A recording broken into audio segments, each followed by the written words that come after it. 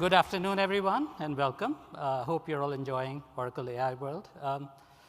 I'm here very excited to talk to you about where we're headed with analytics, and especially explore the idea of how AI is transforming how people create and consume analytics.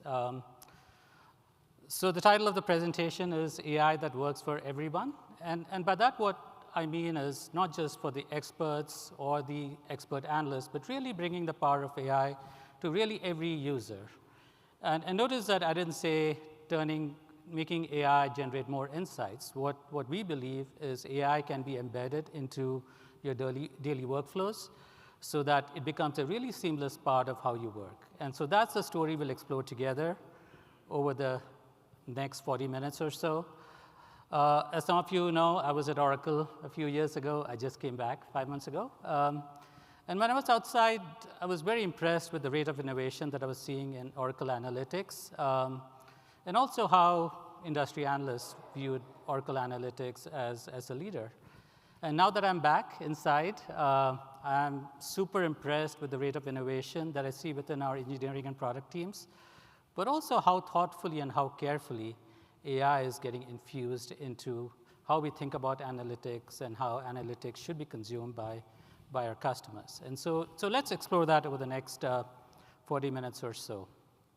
So before I dive into sort of how we are applying AI to analytics, maybe for those of you that are new to Oracle Analytics, just a quick recap of what Oracle Analytics Cloud is. So it's really a converged analytics platform serving sort of multiple styles of analytics, if you will. One of the most common styles is enterprise analytics, where you want to govern the insights, the reports, the dashboards that you deliver to your end users. And so you organize your data. You have a semantic layer, enterprise semantic layer, that clearly defines all of your KPI and metrics. And the benefit is that everybody gets a very consistent view of the data and really one version of the truth. On the other hand, often there are users, typically power users, but it could be really any business user that want to create their own view of the data, their own insights. And so for that, we provide really a self-service analytics capability. You can take a data set and then really use a drag and drop metaphor to really create some very powerful visualization and dashboards. But the idea we're going to explore today is really how AI is transforming all of that, really using AI to transform every part of the analytic journey. So as we started to build AI into our analytics products, and it's a journey we've been on for many years now, there were some core principles that we kept close to our heart. And so I'm going to walk through some of those. So the first one is really that analytics powered by AI is going to transform how work gets done in the modern world. And so it's really about how do you take users to a new level of productivity? How do you put AI at the heart of every decisions? And then maybe more than just productivity improvements, which you will get because it makes things so much easier to do. It's also about how can you use AI to really distill the vast amounts of information that users have access to and really distill the insights, the signals that humans might miss, right? So it's really about AI for everyone, or analytics for everyone, just more than the specialists. And so it's really about empowering users to work smarter, to gain more value from the data, and to really act with instant contextual insight. So the next step in that journey then is really about AI guidance. And so often users get overloaded with data. They miss sort of the hidden signals that might be there. And those are things that AI is really good at. So it's really, in the past, that you could have do this, but typically you needed a level of expertise, which data analysts typically had. And so if there was one goal I have for the team, it's really, can you get the average business user to act at the level of a data analyst, an expert data analyst, somebody that's had extensive experience, extensive training, without requiring the business user to really have all of those skills. And so that is, I think, an unlock to how you democratize data, how do you get users to operate at a much higher level of analytical sophistication. And I think that is certainly for myself a really big goal in applying AI to analytics. But then we can go a step further, right? So you go from sort of data to better insights and making that easy for the business user. But speaking as a former management consultant, that is often not enough, right? Analysis can be disparate. You have data coming from multiple sources. There might be multiple analytical approaches you can take. Often you need to synthesize all of those insights. You apply best practices you might know from your own experience or from within the organization. But often there might be insights and best practices, really world knowledge, to use the language of large language models. Bring all of that together to really provide recommendations, right? And so that's what a large language model and LLM can do for you. It can apply reasoning. It can bring knowledge from the outside world and really help you recommend both plans of analysis as well as a set of recommendations. And so you want to do all of this, but you also want this to be maybe a bit more proactive. And so in the past, monitoring has been really about predefined business rules, or maybe you set thresholds. But what AI can do for you is it can actually look at the data maybe in a more deeper fashion. It can look at what's a cascade of drivers that eventually leads to an outcome. And so, for instance, if you are managing a call center, you see call volume spike. The data exists to tell you maybe what's the underlying reason. And it might be that maybe earlier in the day, somebody deployed a new release to production. Maybe that has an issue, and that's causing the customer experience to degrade. So those hidden signals or that set of drivers, AI can surface very easily. And so then you don't have to worry about just what the symptom is. You can actually diagnose the underlying problem really quickly. So then you move on from there. And then you want to make all of this easy. The typical interface that all of us are accustomed to when we use AI is really a chat-based interface. But then actually, when you look at what is possible today, you can actually talk to your system, right? And so we'll show you a demo of that. But this is real. This can happen now. And so that lets for a much more seamless conversation with the system, with analytics, with AI. And so what this means is you're having a very natural conversation. The results that come back are not just text. They could be visualizations or dashboards. And interacting with the system seems a lot more natural. Then we go to the next level of analytical complexity. So one of the challenges with LLMs is that when you offer it a really complex data model, a complex data schema, and the user is asking questions, it often is very hard for the LLM to understand the context or to disambiguate what the user is asking. And so one technique that we have found very useful is to really narrow down the scope of analysis and often add context from unstructured documents, so PDFs, et cetera, attaching to the data domain that you feed to the agent, plus maybe some LLM instructions. And so what this enables you to do is really provide a very focused analytical experience to your end user. So for instance, you could have a data agent that just focuses on procurement analytics or spend analytics. And so what this means is the user experience is far more powerful because the system is able to understand the language that gets used within the business, the intent of the user. And so I foresee that maybe in a couple of years, in fact, I was having a conversation with a customer this morning where I foresee a lot of users actually relying on data agents rather than relying on reports and dashboards because it's a much more powerful experience. Then we go a step further. End users often find it hard to create content, right? And so I'm sure it's true for your organization, but in a lot of organizations, there are a few people that are very good at both creating the analytical content and then formatting into these really beautiful visualizations and infographics. We believe that that part should be made available to everyone. And we all know that LLMs are great at generating visualizations and various sort of graphical constructs. And so you'll see in the demos that we'll show you in a moment that all of that is possible now. And so instead of having to be an expert at creating dashboards and visualizations, the system can help you. You can prompt it with the kinds of things you're trying to do, and it will do it for you. And so this bar, I think, will be available to sort of all business users, which really, again, frees up a lot of productivity and lets users really tell very compelling data stories. Then we get to an even higher level of sophistication. So I often talk to customers. They have users that want to do really sophisticated analysis, maybe use a predictive model. And those organizations, typically there is a data science team. You go talk to them. It might take them a few days, maybe a few weeks to get back to you.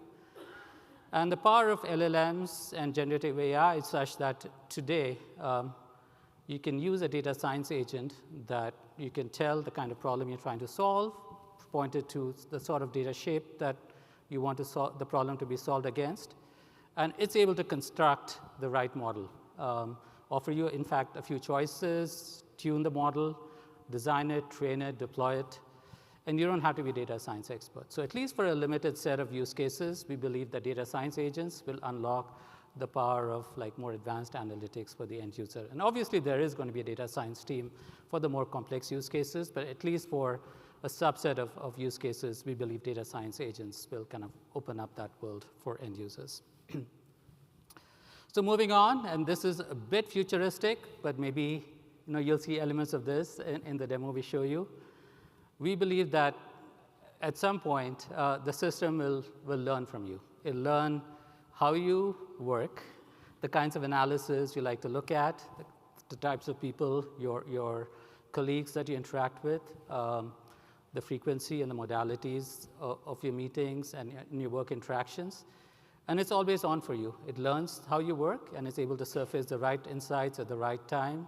And really, it becomes a personal analytic assistant, if you will, that works very fluidly.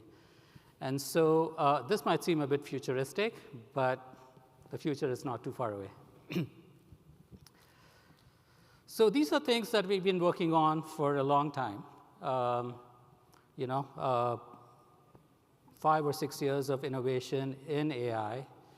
And I wanted to show you a really quick flyby of all the things that already exist in the product today. So let's take a quick look at can I jump ahead?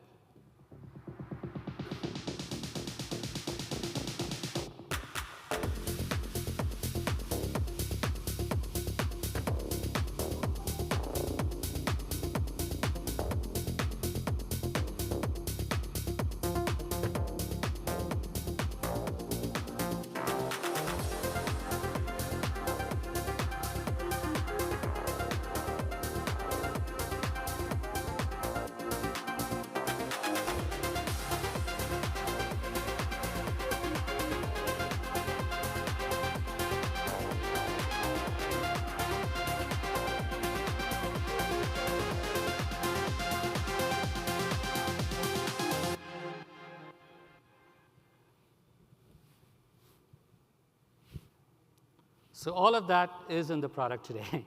And that's a long list. Here's actually a subset of what exists in the product today. Let me talk to you about a couple of these. I don't have time to cover all of these. Let's take, for instance, the very inception of the analytic process. You may have a data set. What we can do for you using AI is to actually analyze the data set, maybe suggest enrichments of the data set that we can do for you. So for instance, if we bring in a zip code, we might say, we can pull for you the latitudinal and longitudinal kind of coordinates of those locations, and we can enrich the data set. We can, for instance, analyze the data set and suggest attributes we can derive or infer for you. For instance, we might take a time series and say, do you want to add a holiday calendar to it based on, say, the geography that you're trying to analyze? There's a series of AI assistants built into the product. We'll show you some of those in the demos. Advanced analytics is a really powerful concept. If you're looking at a data point or a series in a dashboard and you want to create a forecast, for instance, we can do that for you automatically. You don't have to be a data scientist or an expert. We can do things like clustering, so a range of advanced analytic techniques that you can apply on the data without having to be an expert. Explain is another powerful concept. What lets you do is click on a metric or an attribute, and then infer what's driving the behavior of that. So again, we'll run machine learning models in the background for you. We'll actually provide you a natural language narrative that explains what's happening. So really powerful capabilities that bring the power of really advanced analytics to the business user. So as I mentioned, we are on a path of really relentless innovation. And what that's led us is really consider us to be, analyst firms consider us to be a leader. Here's a list of analyst firms. All of them think that we are a leader in the world of analytics. And that's something that I'm very proud of. All right, so that sets us up for our expert panel. There's a lot we talked about, but I think it's really important to understand how we can apply this and really our sort of how we roll out AI-driven analytics to our customers. And so let me invite Emily to lead the expert panel. Welcome, Emily. Thank you, Srikant. And now I'd like to welcome our panel of experts to join us on stage so we can talk a little bit about AI and innovation and get their perspective. So why don't you come on out and we will chat a little bit.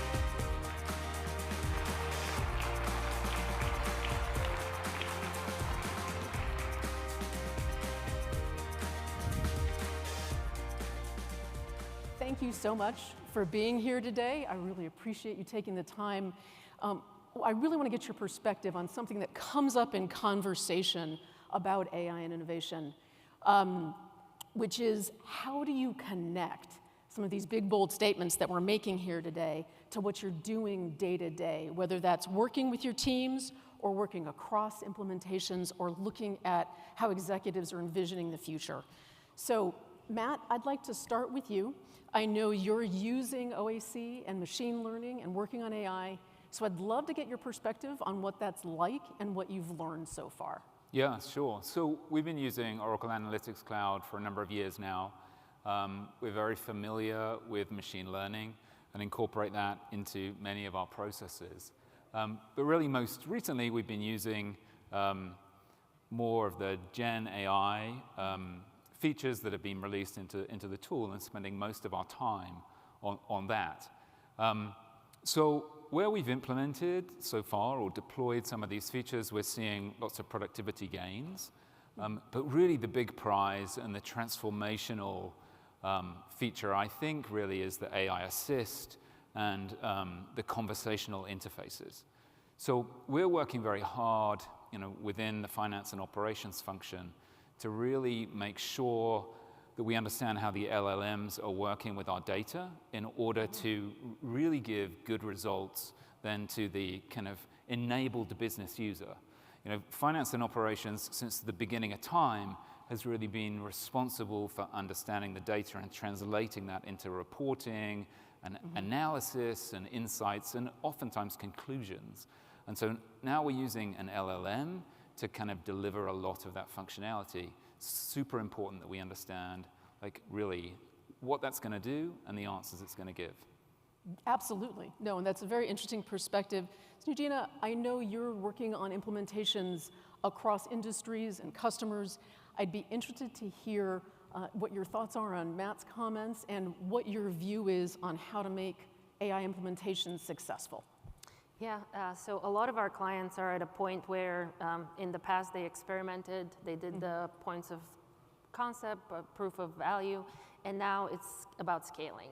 And there are really three things that determine how successful AI adoption and the outcomes of AI applied in business workflow is going to be. And it starts with data. And to Matt's point, everything is really about the data.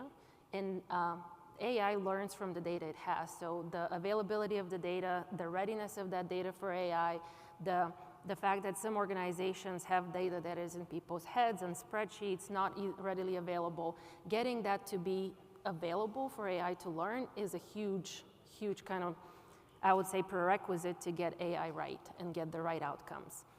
Secondly, it's about usage and the fact that it's going to be a new interaction for people to work alongside AI. It's an augmentation. It gives you a lot of tools and opportunities and data and basically insights at your fingertips, but you got to trust it. And there is a process of gaining and learning that trust relationship, and it takes with explainability. So people see an answer and it's like, why? Why is that? Can you explain it? Can you show me the data set? Can you trace it? Can you understand what's the reasoning that got you to that outcome or to that conclusion? And as more and more of the whys get surfaced and people understand them, then trust becomes easier. The last piece, it's really about understanding responsible AI. And we talk a lot about responsible AI, but as we surveyed a lot of the executives and employees who are using AI, not everybody was clear on a very simple question, which was when human and AI work together, who's the ultimate responsible party? Right? Who is the one that basically is accountable for the answer, checking, double checking? And the reality is it's the human. That's why we always work together. Human and AI have to work together because it's, for any conclusion, any action, human needs to be in the loop. So that's another huge component of kind of the training and the learning that goes with adoption, not only to have the right data, have the right kind of trusted relationship, but also to understand who's accountable. Absolutely. And speaking of training and adoption, Gauthier, I know you've been educating executives around the globe, so I'd like to hear from your perspective what's changing in those conversations and how they're changing their view of what their companies need to do to adopt AI. Yeah, absolutely. So we see a dramatic shift in the way executives and also undergrad and grad are taking these new technologies because everything becomes frictionless, everything becomes accessible to anyone, so it's definitely a game changer. So a few questions that we've never seen before are really coming to the surface. The first one is what Snežina alluded to, which is they want to learn about data. And it's kind of very surprising to see CFOs, CEOs thanking you for training their teams on master data management. Believe it or not, on keys, on tables, on cardinality, these terms that nobody wanted to ever touch or learn about, now everybody says it's a mandatory foundation for our AI to work properly.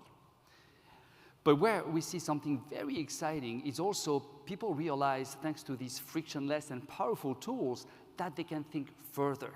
And they realize that the next gap, the next hurdle now is how can I unleash this way of thinking? And once again, this is where we see top leaders coming to us and say, can you teach us how to think? And design thinking, which is a discipline we always thought like, come on, it's like kind of super easy, you know. So, no, design thinking becomes something totally of age. We need to reconsider the way we think in our mind. And last but not least, and I'll echo what my two colleagues said here today, is with grander questions, you're going to have grander decisions. How do you dare acting upon what your AI will support you, or your AI would have stretched you to? Because that means bigger decision, that means bigger responsibilities. And are you ready for this? Are you ready to take the blame, or are you going to blame the AI? So it's kind of a paradox, because as we train in the AI era, we kind of go down deeper to the foundations of data, and then we go way up to the way we think and the way we're going to take our responsibilities. So definitely an exciting time for us. Very exciting. All right, the lightning round. To wrap up, one thing you each would want everyone here today and people at the conference and beyond to take away, to have their sort of their AI headline. What is that to share? Gauthier, actually, we will start with you. Very good. So, something very easy to remember. AI stands for you are the adult in the room. And I stands for you're still the intelligence in the room. So yeah, never forget this. Excellent. Thank you. Matt, what's your headline? Yeah, I mean, so I think we're in a very, very exciting transformation here. I think for me, this is, you know, this is a tool that allows us to really be speedy with information and with data. I feel like I've spent my whole career trying to get data and information into decision making, right? And always been a little bit behind.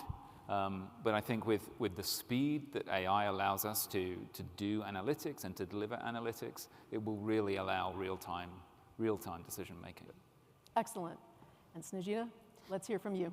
Yeah, I would say it's maybe one thing, and it's good data, good outcomes with AI. it's very easy to blame the data when the answer is not right, but it's our accountability and responsibility to get the data right so we can train AI with the right data sets. So once we get that, it's easy to see the outcomes, the ROI, the value that we all expect comes in, and but it's a hard first step. It is, but what I like about what I've heard from all of you is that it's about curiosity, it's about being willing to experiment, it's about being a little bit bold, and the thing that I like about that is that those are things that we all have access to. It's not a specialty activity. We can all be curious, and we can all make progress, therefore. So thank you very much for your perspective, and now let's turn it back to Srikant. Yeah, thank you for having us. Thank you.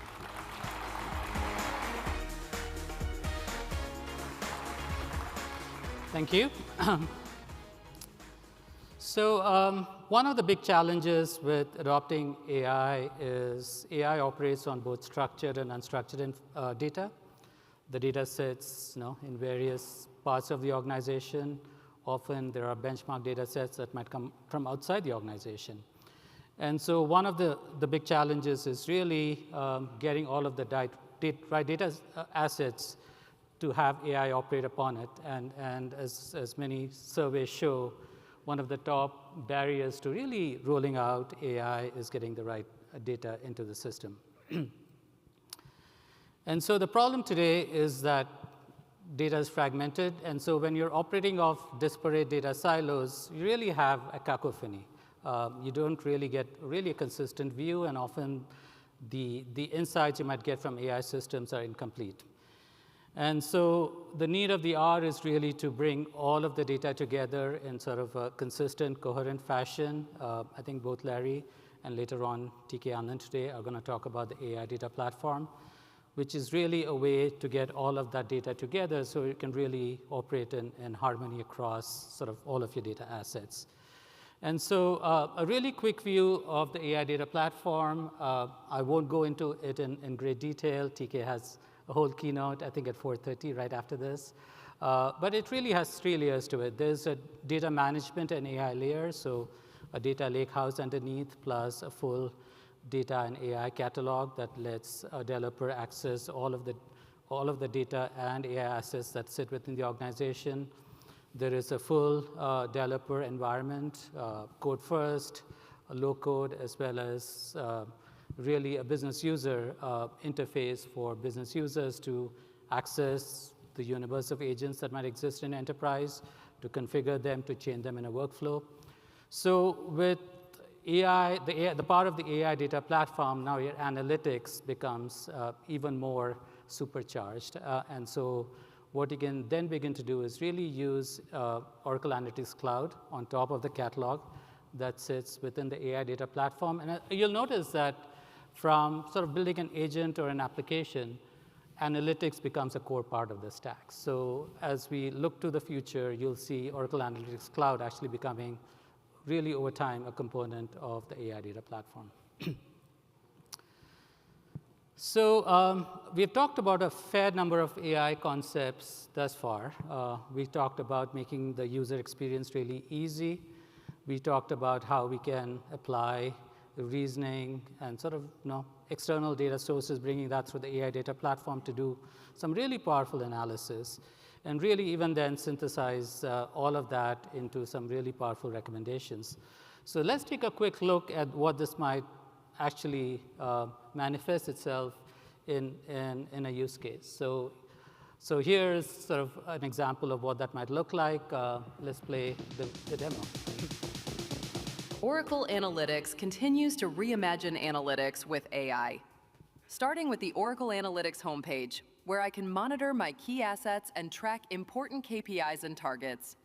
Organizations can now create multiple customized landing pages for specific teams, tasks, or domains, and assign access based on user roles. This not only improves governance and control, but also simplifies content organization and discovery with AI infused across the platform. The AI assistant lets you ask natural language questions to search the analytics catalog. For example, do we have recent assets to help manage costs connected to cross-border regulations? The AI assistant understands your intent and pulls up the most relevant dashboards and data. In this case, shipping routes, inventory tracking, and supplier risk and compliance information. In some cases, no pre-existing content answers your question. As an example, how are trade dynamics and costs evolving for battery components from our Asian suppliers to the United States? The assistant creates a dashboard from the most current data and provides a natural language explanation.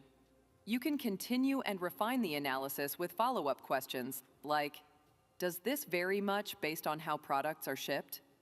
Which will process the request and update the response.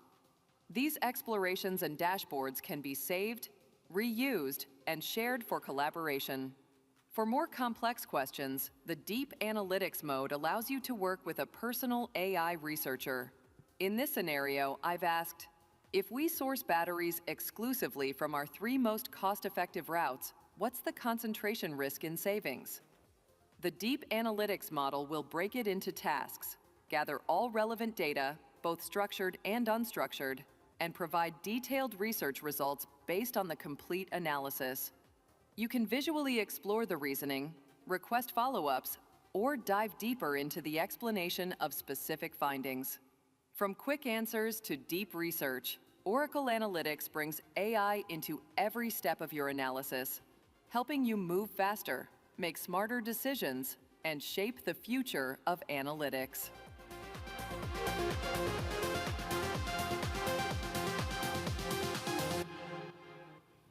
All right. So my favorite part of the session, I'm always impressed by what our customers do with our products. So I thought we would listen to a few of our customers talk about how they plan to roll out some of these innovations we just talked about. So let me bring back Emily to introduce our customer panelists. Emily. Thank you, Srikant. I agree, talking to customers is the best part of any day. It's why we're delighted to have you here, and why I'm delighted to invite 4 customers up to share a little bit of their perspective about how AI is going to transform work.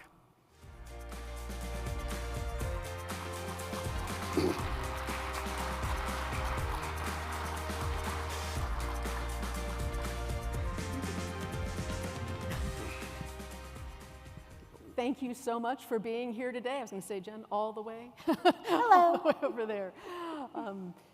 There's so much to talk about. There's so much potential with AI to transform work. I was going to say, Bharat, Zoom keeps us working all day, every day in many ways, and I want to know what you and your team are working on and how you see AI transforming the work that you are doing. Absolutely. So first of all, thank you for having me here. So Zoom has been a pioneer in using AI stuff, especially working very closely with Oracle to do a lot of innovations there. So at this point, we are working in very key use case, which could help not only the Zoom Zoom business users, but all the other customers also. One is the flux analysis, which we do every month end, and we spend a lot of time on that. So what we're trying to do is, I'm working very closely with the product team to embed the AI into the flux analysis so it can go and show the variance, why it is causing the variance month over month or quarter over quarter, and it go back to the transaction levels and bring that data inside with some explanation. So you don't have to worry about spending so much time to find out why it happens. So I would say that could be a good game changer for the flux analysis area. That sounds terrific, and I completely understand it. You have lots and lots of big data everywhere. Jen, so do you, right? You've got, I understand, global enterprise data and are looking for ways to get insights from that without a huge amount of labor and time. So I'm interested to hear how you see AI helping you conquer that. Yeah, at Jacobs, we have a rather robust enterprise data fabric, and from that perspective, we have a really good center of gravity for our data. But then we also have a significant amount of data that is global all around the world, close to the regions where it needs to be in order to use it. And from our perspective with AI, and one of the things that we've really seen that we're looking forward to using is around that idea of being able to send the tentacles out, right? So being up here at the top where that center of gravity is, going out and searching through, finding the data we have, bringing back that vector information to the top, but leaving those files where they are so that you don't actually have to move them. You don't have to continually sync them, but then the users don't need to know. If you want to build an airport and you built an airport in a different part of the world, you should be able to do that and pull up that information. So for us, I think that idea of really being able to go out and globally look at our data across the spectrum is really where we're looking forward to using AI the most. That's fabulous. I love the idea of AI as sort of a center brain, and then the tentacles go out. And speaking of brains, Aman, you come at this from the healthcare perspective, and healthcare is a profoundly human endeavor. Yeah. And so it's interesting to think about how AI might transform the work that happens in healthcare. So I'm interested to hear your perspective Yeah. on that. See, our AI strategy is driven by patient care, and obviously attracting and retaining the right kind of talent. And since we're in the service industry, vast majority of our assets are people. And about 90% of our employees, we proudly call them caregivers, have a direct patient interaction, and we call those interactions sacred touches. So the problem which we are trying to solve is that how do we make our employees more human? How do we make them more creative and not be replaced by machines or bots? It's not a cost-saving conversation as a prime driver for us. It's more about how do we get our employees extending our Catholic values to use AI to extend capacity, to generate more agency. We want to take out things like things I don't know, I don't want to know, I don't see, I don't want to do. We want to leave that to AI so that our caregivers or our employees can actually focus on those sacred touches with our patients and truly extend our value in terms of serving the poor and vulnerable. Now, from a back office standpoint, how do we address it? Our focus is in building a cohesive, personalized, connected, on-demand experience, which can really have our caregivers actually spend the time with the patients which they need to do. Now, in order to pull that connected experience for the different personas, be it in the clinical space or the non-clinical space, we really have to focus on centralizing our data, our AI, and our analytics platform together.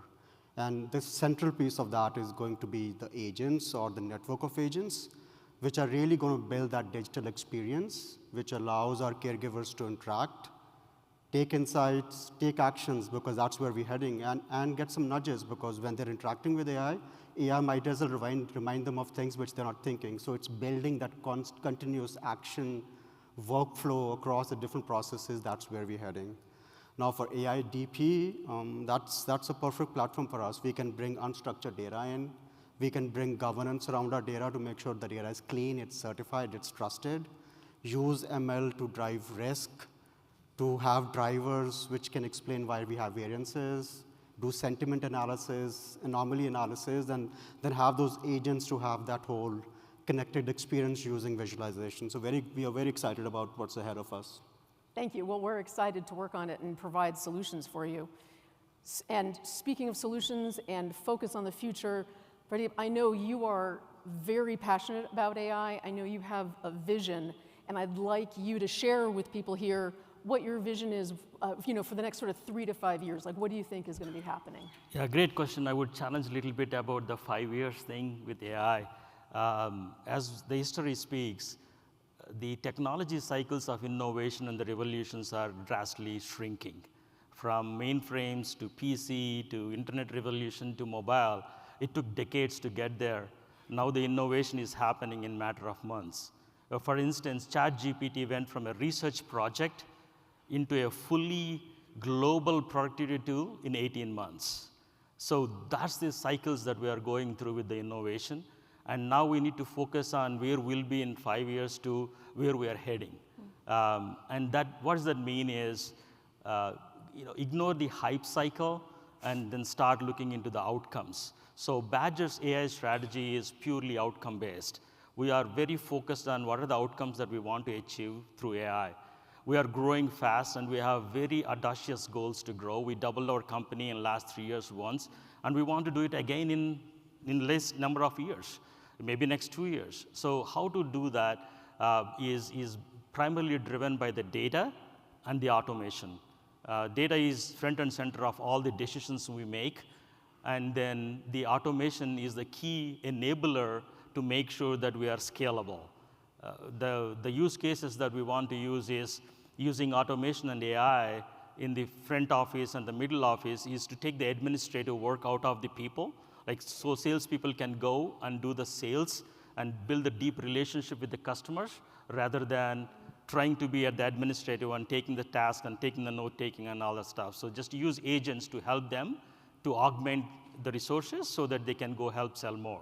On the data side, we have huge, rich amount of data within our OCI platform, which is one of the FDI component, or FDI, which is one of the OCI component, is where we have to enable the data to get to the user's hands faster. And it's not about taking time to build the dashboards. It's about how we can use AI assistants to kind of build the dashboards at the same time, enable the users to ask questions. It's not about clicking 5 clicks to get to the data. It's about having a conversation with the platform so that you can harness the data faster and make the decisions faster. That's how we are excited to grow the company using the technology and excited to use all the tools that's been released this quarter, this month on the stage here. We're going to be part of it, and pretty exciting time. Yes, absolutely, and thank you very much for going through that. I feel like what I'm hearing is a lot about keeping, getting answers closer to the surface and kind of accentuating and augmenting the human angle, right?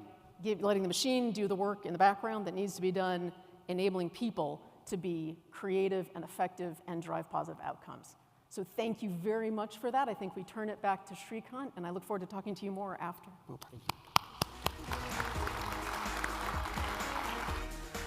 you.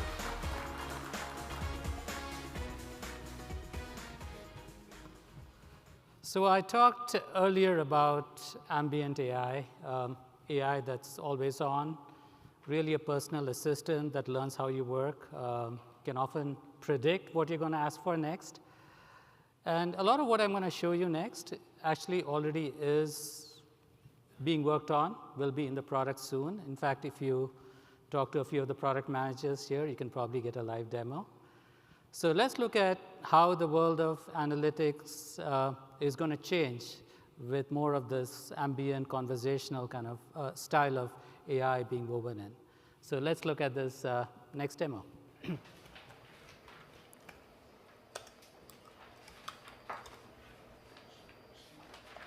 Good morning, Jacques. I see your strategy meeting has been moved up by an hour. That's thrown a wrench in your schedule. Would it be helpful if I pull the latest numbers? Yeah, that'd be really helpful. Let's do that. I brought back the product sales performance dashboard. You can check out the latest metrics on product revenue, number of orders, cost, margin, and units sold. Is there anything specific you'd like to dive into? Actually, I was hoping you'd bring back the regional sales dashboard. I have a team meeting coming up. I brought up the regional sales performance dashboard for you. This one will give you insights into sales, profit, and discounts analysis by country and product. Let me know if you need any specific details or insights. Actually, what's changed since I last looked at it? Since our last check-in, your team has been performing really well. The sales results in Miami and Denver have been particularly strong. I also noticed the team has been doing great work with discount management. Nice work all around. Want me to track these trends and automatically flag any dips moving forward? Yeah, automatic flagging would be great. Also, given the good news, why don't we go ahead and share this with the team? Great choice. Would you prefer to share this through an email, a podcast, or an AI interactive briefing? Let me know your preference. I think for this, an AI briefing would be perfect. I'm on it and generating the AI briefing for you. Just a moment, and voila! The briefing is ready for your review. If you need any adjustments or additional information, just let me know. No, that sounds great. Let me go take a quick look. Sounds good. Welcome to your Oracle Analytics AI briefing for the week of October 12th. I'm Aura, your AI assistant, here to help you make sense of the latest numbers.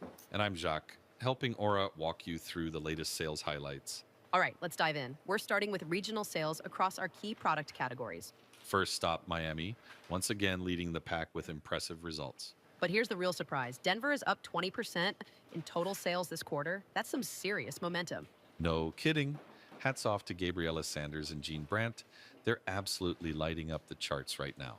Let me know if you have any questions or need assistance. No, that looks great. Why don't we go ahead and send that to the team?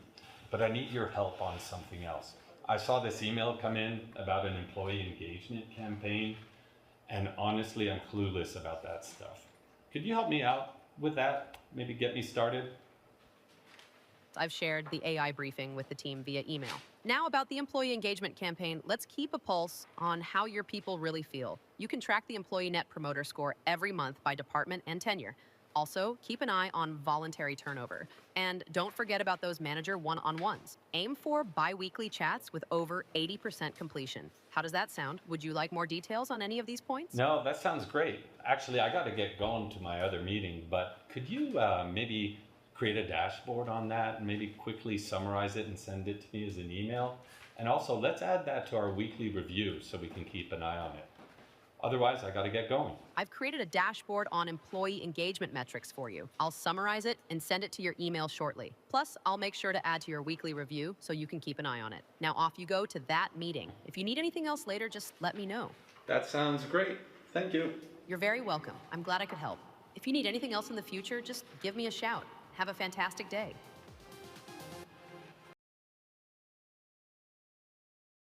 So let me just summarize. As you saw, we are infusing AI into really every level of the Oracle Analytics Cloud and really making it useful for every persona. The developer, the business user, the administrator, really anybody that touches OAC. And as you heard from our customers, they all have plans to adopt this in the way that's most appropriate for the business. And so we are a leader, and we will continue to innovate here. So as either a customer that uses OAC today or somebody that's planning to use OAC, you can be assured that we are right at sort of the cutting edge of technology. Let me make a quick plug for our Oracle Analytics community. We have over 100,000 community members. It's one way that we, as a product and engineering team, interact with our customers. But I would say maybe even greater value proposition is for customers to interact with each other, learn from each other. So I do encourage you to join the community if you're not already a member. I have a QR code on the last slide that you can scan to sign up. One thing we do as part of the community is to run the data visualization challenge. We ran one last year. We had over 1,000 registrations. We plan to run it again. This year, we encourage you to participate. Essentially, participants take typically public data sets and build some really compelling visualizations on top of those. A great way to learn, a great way to experiment. Here's an example of what that might look like. And these are from last year.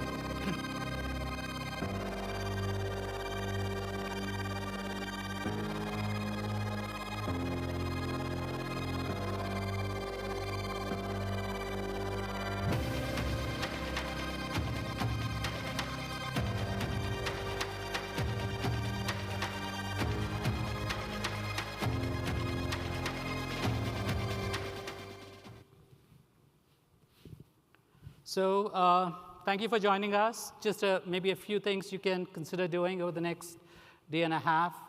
At 8 o'clock tomorrow, Gabby Rubin has a roadmap. I only covered in fairly superficial detail everything that we're working on. Gabby will go into it in a lot more detail. There is the QR code for the community. If you are a Fusion Data Intelligence customer, I have a keynote on how we are infusing AI into Fusion Data Intelligence. And obviously, we have demos at the demo pods on the expo floor. There's a fun foosball table. So be sure to join us. Again, thank you for joining us. I hope you have a good rest of the work. Thank you.